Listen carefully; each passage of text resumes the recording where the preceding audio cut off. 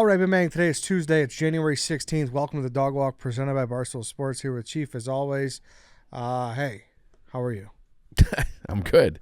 A little nice long holiday weekend here. Snowstorm in Chicago, so winter is here, but we're just trudging through. Bitter cold. Yeah. We're here. We're ready to go. Ready to talk about some more world news, domestic news. Yeah, kind of.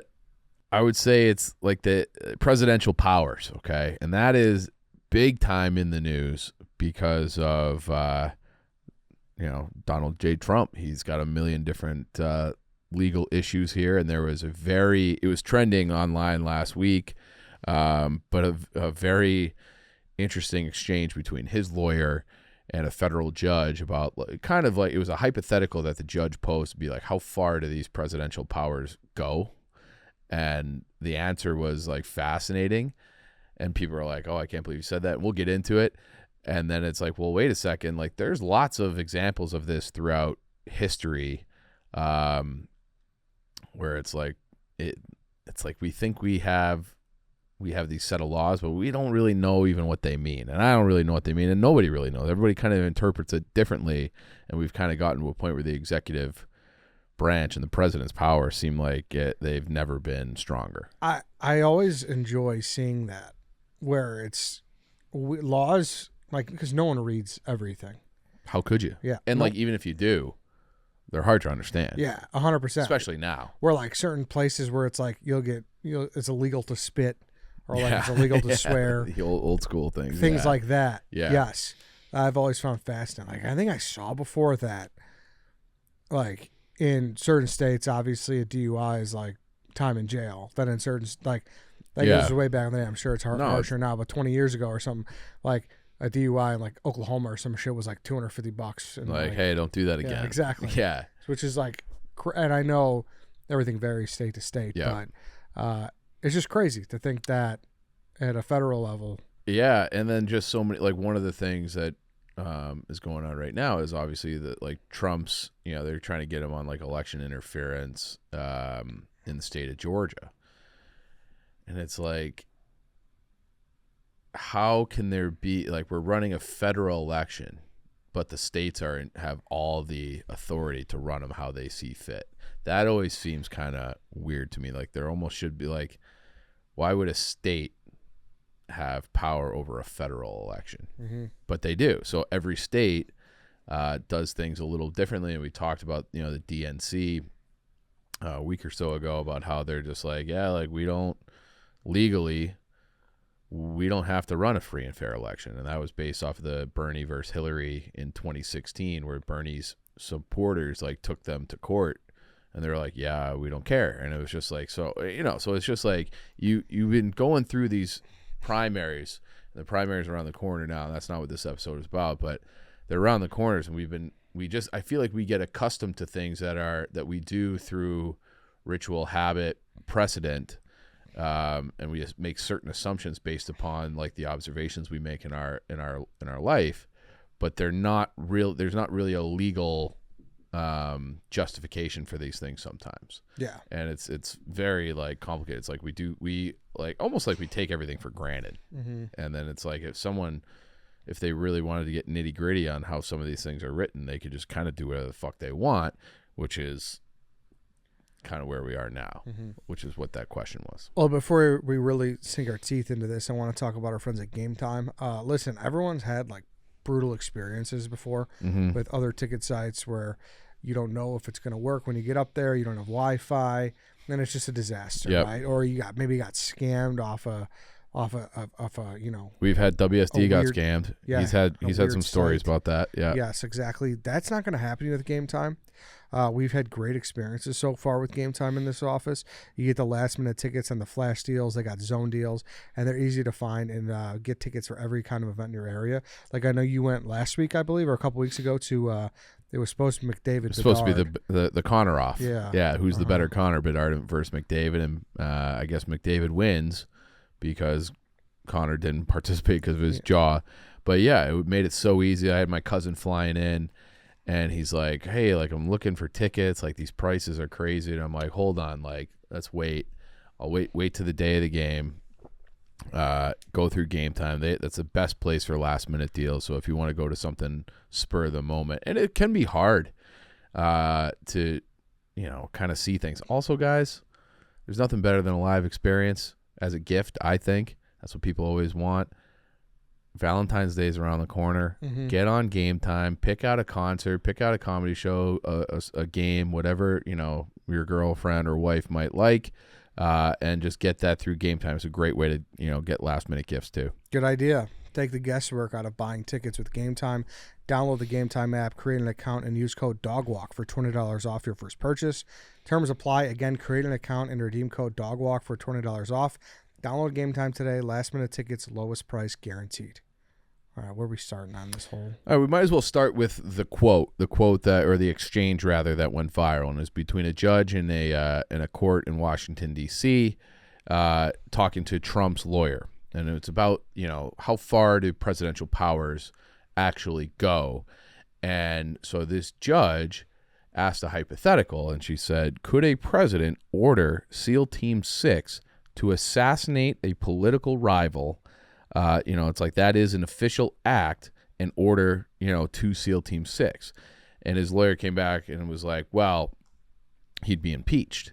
Like he'd be impeached, swiftly. And she just goes, but if he weren't, there would be no criminal prosecution, no criminal liability for that.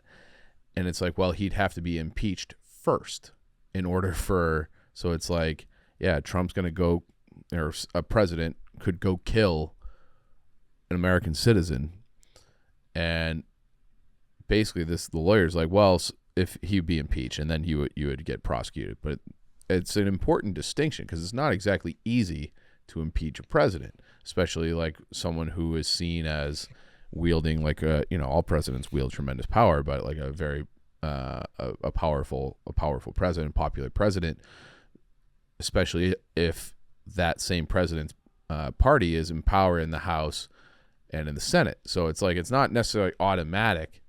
You could envision a scenario where a president ordered a hit essentially on a political rival, made a justification for it, then that if that president's party was in power in Congress, you have to have a simple majority in the House to get an impeachment. And we've seen Clinton got impeached through the House. Trump got impeached, I think, twice through the House. It's happened a couple other times. And then you need a 2/3 vote in the Senate. Seemingly the Senate's always like, it flips back and forth between Republicans and Democrats, but it's always, 2-3 seats one way or another. It's usually pretty close to 50-50. So in theory, it could be very difficult to get that 2/3 vote to actually impeach him.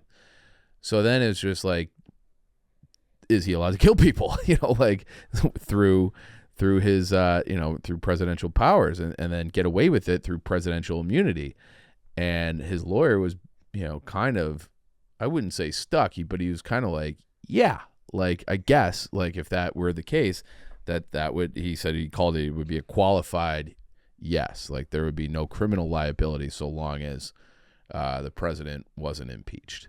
If he was, isn't that, like that's kind of a wild legal theory. 100%. When you hear it like that. So that was going crazy viral, and like people were doing like, then it was like people were thinking that Trump had himself said that, like I can kill people, and it's like no, it was like his lawyer, it's this hypothetical. So it was like, I think it's important to clear that up. So wild loophole that people probably had never thought of, and now it's like, well, yeah. But even though there is a history of this, okay, an abuse. Will say, in air quotes abuse, and I'll let you guys define what that is, of presidential powers in specifically in like wartime situations. So like, even going back to Abraham Lincoln, okay, Abraham Lincoln suspended habeas corpus. So habeas corpus is basically like you can't imprison people, without, due process. He suspended that. So it's like, we're at war with the South. They're they're not a nation. You can't call them a nation. They're rebels. They're belligerent rebels. It's not like they can't recognize them as a foreign power. So if you're going to take Southerners prisoner at war, they're still technically American citizens. So then they would be, in theory, they would have the right to a grand jury, which would have to try them with treason and be like a long process. So he took it upon himself through, his presidential immunity and presidential war powers to circumvent the Constitution to be able to have prisoners of war from that were actually American citizens, if you boil it down. So it's like this, like you're almost constantly contradicting yourself to be able to do things like that. So that was like one famous instance. The other one would be Richard Nixon. Okay. So Richard Nixon, everybody knows like the Watergate scandal. Maybe we should do an episode on that at some 100% point. Yeah. I mean, to a lot of people, well, I'm still dating myself. It's just a line in that song. Which song? Sweet Home Alabama. Oh yeah. Yeah. Well, it's right. Okay. And it's like, but it's the reason I think most people that's why the word gate gets attached to every scandal. It goes back to Watergate. It's like, and people will probably kill me for that. For what? For saying that a lot of people know it. But like, to be honest with you, like me personally, the ins and outs. And it's like, that was long before you were even born. Yeah, exactly. And like Watergate does not bother me. Does your conscience bother you? I was like, well, what the fuck does that mean? What does that even mean? Exactly. Yeah. I'm gonna get killed for that. Yeah, it's fine. We get killed for things all the time. We're trying our best out here. We're not lawyers. But like personal. That. Yeah. So so we should do an episode on that because it did kind of like set this precedent. And so basically Nixon. There's this thing called the unitary executive theory, and Nixon was a believer in that. And so he, eventually was going to get impeached. So he did just resign. And then Gerald Ford pardoned him, and Gerald Ford's like, we're going to pardon him. We're just going to put this behind us. We're going to move forward. We're going to try to heal and like unify the country. And that's why we don't want some ugly drawn out, public trial. And so, whisk that away. After the fact, and they've made a movie about this called Frost Nixon. I saw it in the theaters. I think it came out in like 2009 or 10, something like that. Maybe even before that, where you had this kind of a British late show, talk show guy. It had like a sit-down interview, like long sit-down interview with Richard Nixon after he had left office. And he kind of like trapped him.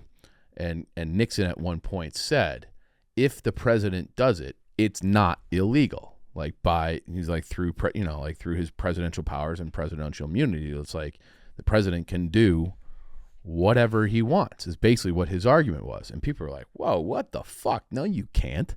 Like, you're an American citizen, just same as everybody else. Like, you're not a king or a monarch, like or God. Like, you're subservient to like a higher ideal. And that's, where I feel like it's an important thing. This is a little bit of an offshoot, but it's like, our money and every, says under God, you place your hand on the Bible for when you're swearing in as president or taking an oath in court. And it's like, whether you believe in God or not, it's doesn't really matter. It's the symbol that there is a higher ideal that we're all supposed to be striving towards and be subservient to. So you're not supposed to be above the law. Like, countries are supposed to be better than individual people. Like, nations are supposed to be like the best of us, like in theory. So we're striving towards that ideal, one nation under God, under some ideal. And Nixon is basically like, no, like whatever the president says goes. And he got a lot of heat for that, because it's like, that's not what this country is supposed to be built on. You're supposed to, when you take that oath, what do you say? To uphold the Constitution, and defend it. And this is making it seem like he's kind of outside of it. And so Nixon did that. Like I said, Lincoln had some, you could argue run-ins with that theory, that unitary executive theory. And like, so that comes from Article 2 of the Constitution, okay, where it kind of lays out the powers.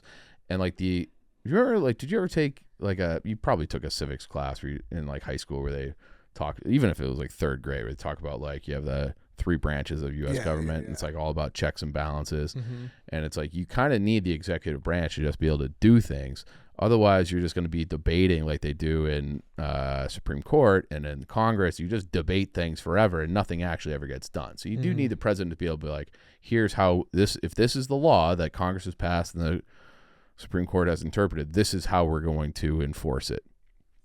And that's always been the role of the executive branch. And it's like over time, more and more power has gone into the presidency and into the executive branch, and it really kind of kicked into hyperspeed with Bush and Cheney, because Cheney and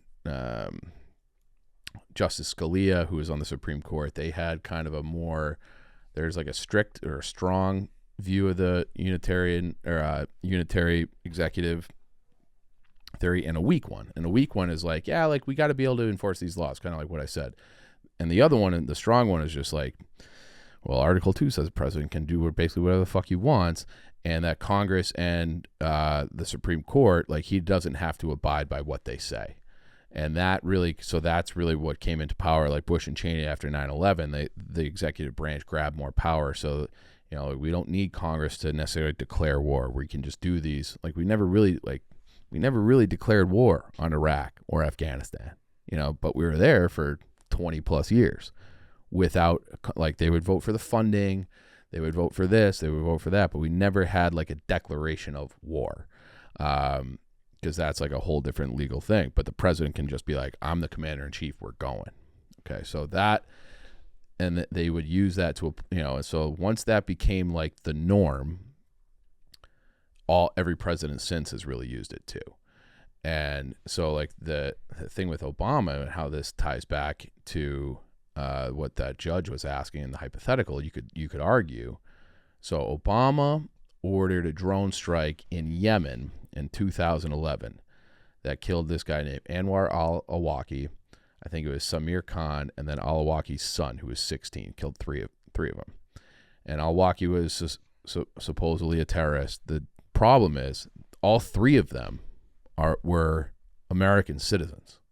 So they were in Yemen, but they were U.S. citizens, meaning that they should have been, even though they're on foreign soil, they should have been protected by the Constitution. And not only were they on foreign soil, it's not like there was like that, what was it, John Walker Lynn, where we arrested that guy who was like, they called him the American Taliban. Remember that guy? It was right at the beginning of the war in Afghanistan. It was like 2001, John Walker Lynn. So he was an American citizen who was just like, before 9/11, like went to Afghanistan. He's like, I'm with the Taliban now. Like, the guy kind of lost his mind. And these three people who were killed, especially the two adults, were supposedly Al-Qaeda, like ranking Al-Qaeda members, or were, okay? But they were U.S. citizens abroad in a country that we were not actively at war with. So it was like those three people, if they're American citizens, they should be protected by the Fourth Amendment, which is, you know, protects you from illegal search and seizure. So like you can't just, you know, spy on him. You can't just go into his bank accounts. You can't just do all these things because he's protected by the Constitution. And the fifth, if you do think that he's guilty and you want to bring charges of, you know, this guy's a terrorist, well, he has the right to a grand jury. The Obama administration superseded all that. It was just like, that guy's a terrorist, we're going to kill him. And they did. But it's very complicated because he should have been able to be like, hey, you can't do that. Yeah.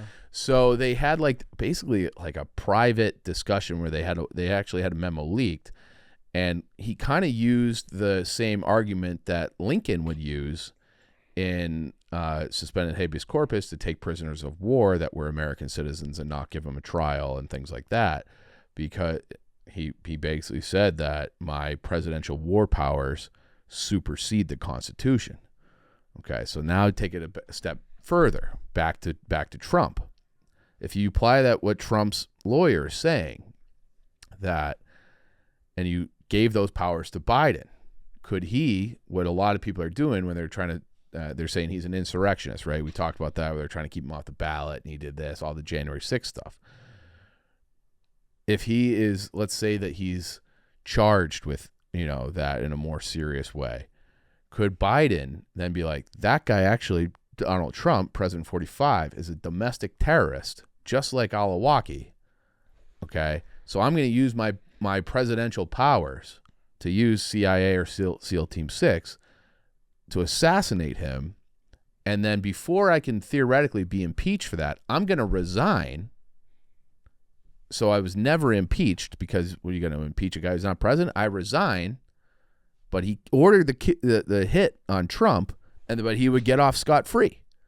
If you line up all those different... That's insane. That's insane, right? So, but that's essentially what Trump's lawyer is arguing, that if Trump's lawyer, the Obama case, all these different things, like you can draw, like it might be, it's could be considered flimsy, but there is kind of a straight line where it's like the wartime powers supersede it. We've killed U.S. citizens who are domestic terrorists before. The president, if he's not impeached, would be able to resign and get off scot-free. So therefore, Biden could kill Trump and be fine and order it. That's wild. Fucking wild. That's wild. Now, how that would actually play out in court or in the country or anything like that, my gut says that he would have to be prosecuted and go to jail, or because you can't just then it becomes like, like it's Colombia or Mexico or something like that, where you're just or Russia, where Putin has these different political rivals and he just like throws them in jail or has them assassinated different ways, and it's like we can't, like, that cannot be the case. But this only kind of works because of January 6th, right? Right. So if you were going to say like he's an insurrectionist, like that's the only way it works. Then and you're like, hey, like we're actually going to say like he's at war, like Donald Trump is at war with the Constitution, and my job is to, defend the Constitution, and he's trying to like, he's an insurrectionist. Yeah, like if fucking Newsom runs against DeSantis in 28, like it's right. Like, there's no basis for that. I would think. And granted, I don't know. Me neither. Yeah. So, but if you do deem, if you have the legal backing to say that yes, this guy tried to overthrow the government and the Constitution. Yeah, and I don't know that have that. Yeah, I don't have that either. I'm saying it's like that's what I mean. Where it's like you'd have to prove that in court, but then if you prove it in court, then he's already arrested, so you don't necessarily have to do these. But that's like the thing. So if the longer this plays out, because Trump is actually, it sounds like he could be in trouble on some of these different things where he could, if he gets found guilty, but then it goes back to presidential powers. And one of the things that's like, because there's the documents thing, where he's getting in trouble for having those. It seems like, I don't know. It seems like, it's hard to know like how they would treat somebody else because, Biden had documents, whatever. I don't know what the difference is. I'm not trying to, I'd have to do more research on that. Yeah. But like Trump really is, he's trying to thread the needle here on some of these charges, because as soon as he gets elected and sworn in as the 47th president, he could, in theory, then just pardon himself with his presidential powers for any potential charges or crimes he might have committed as a president, when he was 45, from 16 to 20. So that's where it's like the longer these different things stay in courts through appeals, and the better he does in the polls, the closer he is to just be getting off scot-free, whether he did it or not. I don't know anything about that. About the my gut says that a lot of these charges are kind of bad punt, but trumped up. Like they're just like, they feel like more political than criminal to me. That's why those things are coming up. So we'll see how it plays out. But like if the election's not far away, so we're a year away from from the next president being sworn in. Now Trump's lawyer didn't suggest that he thinks this is a possibility, did he? No, no. But like you can extrapolate it out further. Yeah. So if you're saying like, hey, could a president order SEAL Team 6 to assassinate a political rival? That's, as a presidential act, that's what the judge asked Trump's lawyer, and he came back he said it was like he called a, quote, qualified yes. So provided that he did not get it, he's like, he tried to dismiss the question without answering it because he doesn't want to just say the president can do whatever he wants. But he basically was like cornered to say it was a qualified yes. Like if he was not impeached, because, you can envision a scenario where a sitting U.S. president with a supermajority in the House and the Senate, it would be very difficult to get the votes required to impeach that president. So that's the hypothetical. Like, let's say like he's pretty strong politically, but he did violate the law. Then this guy's like, oh, well, then yeah, he would be theoretically, he'd be fine. Okay. Mm-hmm. So then if you take that lawyer's interpretation, and that's why it's always so tricky, where it's like you have to envision the person you hate the most with these powers, not what you want and what your party wants in the moment, because things always switch. So it has to be like fair and even to protect all the way through, protect people on, on both sides, because the majority thinking on things always changes through time. Yeah. So it's like, all right, well, if that's what you're saying, then if you want that precedent to be set to give that to Biden sitting right now, because you're kind of saying that Biden would be able to whack out Trump. Yeah. And they obviously she didn't ask that, but you can make that leap based upon what else has happened here. This is a wild. It is. Thought. This is a wild. This is the type of things that I like to sit around and think about. This is crazy. Have a couple of 3 cheese and sit around and think about stuff like this. And then at the end, just throw my hands like, I don't know. But it is like, it's a wild thing to think about. It really is. Yeah. Yeah. Wow. It is going to be a way to kick off. We're kicking off this year strong. Yeah. Holy shit. It's an election year. Let's get in the nitty gritty. Right. But that is the thing where it's just like, I want things to just be normal. And like go back to a time where a question like that would be like unheard of to even think of or ask, where it's just like, let's just kind of limit the presidential powers. You've seen the movie Gladiator, I assume, right? Mm-hmm. That's kind of what we need a Maximus. We need a Maximus to come in and just give the power back to the people somehow. Yeah. Kill that guy. And who was the emperor's name? Who was Joaquin Phoenix's character in that? I don't remember. I'm due for a rewatch. I was pretty young when it came out. Yeah, it came out in like 2000. Yeah. So I was like 10. Yeah, I was just talking to my mom about that movie too. She had never seen it either. It won Best Picture. I remember it was the first movie my family bought on DVD when we got like the new surround sound. Well, that opening scene where they're fighting the barbarians. And they're like doing like the archery, the flaming arrows, and they had like these weird like it was like a clay pot catapult like bomb into the forest, and they're like charging. It's like the most like visually. I remember being like, and I was like, I think I was in high school or middle school, maybe like 8th grade when that movie came out, and I was like, holy shit, like how are they even doing this and filming it? So maybe I'll do a rewatch too. Yeah, it's a great movie. It's crazy to think about when like surround sound like just came out. Yeah, and like I remember, I don't know how big Gladiator was huge at the time. I don't know if it was a big like surround sound movie, but I remember the surround sound movie. Do you remember what it was? No. I want to see if you agree with me, or you remember how like everyone was like, if you're gonna watch your first movie on surround sound, you got to pick The Matrix.